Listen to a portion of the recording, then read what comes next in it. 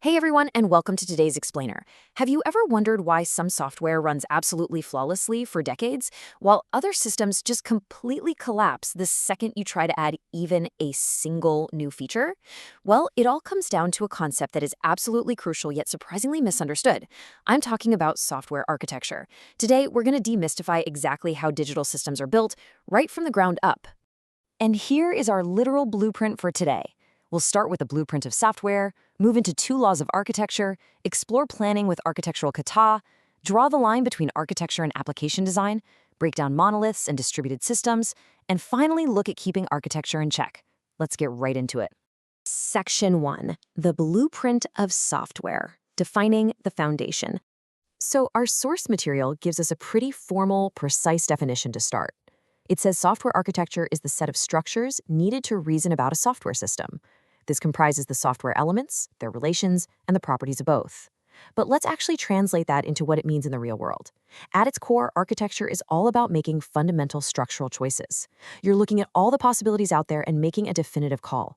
And the really crucial point here is that these foundational choices are incredibly costly and sometimes nearly impossible to change once they're actually implemented in the system. Which brings us to a super powerful way to visualize this. The architecture of a software system is essentially a metaphor. It's totally analogous to the architecture of a physical building. It functions as the ultimate blueprints for the entire project. Just like a construction manager looks at a physical blueprint to know exactly when to bring in the plumbers versus the electricians, software project management uses these metaphorical blueprints to map out the exact tasks for the development teams. It organizes the whole operation before a single line of code is ever written. Because without it, you basically just have electricians blindly drilling into the plumbing. Section 2. Two laws of architecture, the immutable rules of the system. The first law is incredibly simple, but man, is it profound. Everything is a trade-off. Literally everything. This is the absolute golden rule of system design. Every single structural choice you make in software means you are giving up something else. If you design a system for maximum processing speed, you're probably going to trade away some memory efficiency. If you want extreme flexibility, it's definitely going to cost you in performance. There are just no perfect solutions in software architecture, only optimal trade-offs for your specific situation. And that leads us perfectly right into the second law. Why is more important than how?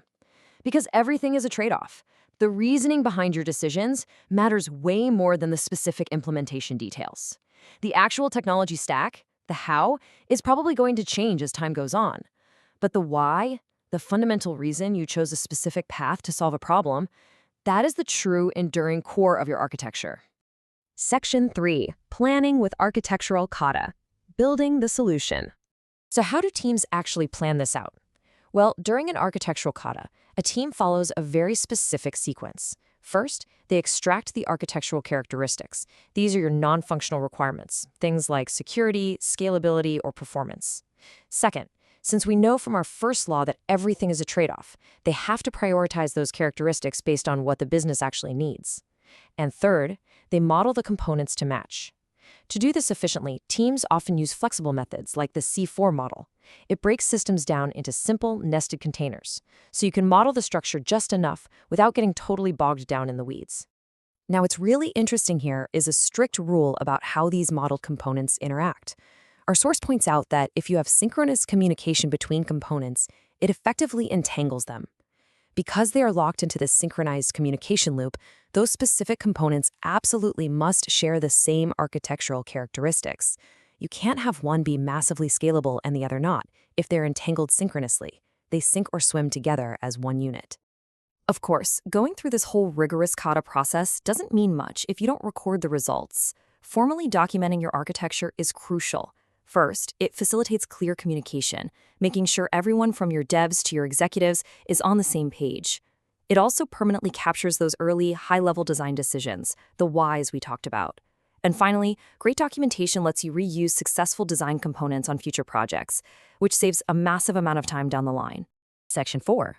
Architecture versus application design, drawing the boundary. People often confuse these two concepts, but they are very distinct. Application design focuses heavily on the processes, the data, and the required functionality. It's all about the specific services the system offers to the end user. Software architecture, on the other hand, is about designing the infrastructure itself. It's how the system meets those non-functional requirements we prioritized earlier. It designs the safe, secure environment where that application functionality can actually live and breathe. Section 5, Monoliths and Distributed Systems, the two main categories.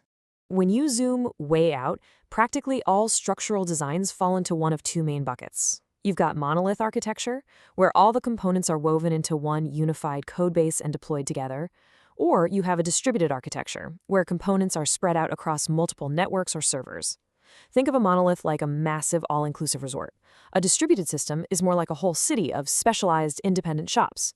While there are lots of subcategories under each, this is the foundational fork in the road for any system's blueprint. Section 6. Keeping architecture in check. Managing evolution. So let's be real, software naturally becomes way more complex over time. You add features, patch bugs, business goals pivot. So how do we manage that? How do architects stop an aging system from collapsing under its own structural weight or eventually turning into a total nightmare of spaghetti code?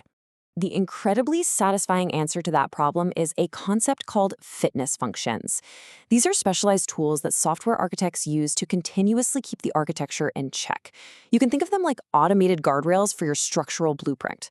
Just like a developer writes automated tests to make sure their code works, architects use fitness functions to test the structure itself. It's how they guarantee that as the metaphorical building expands, those core foundational rules you established on day one aren't accidentally violated. It keeps the blueprint intact.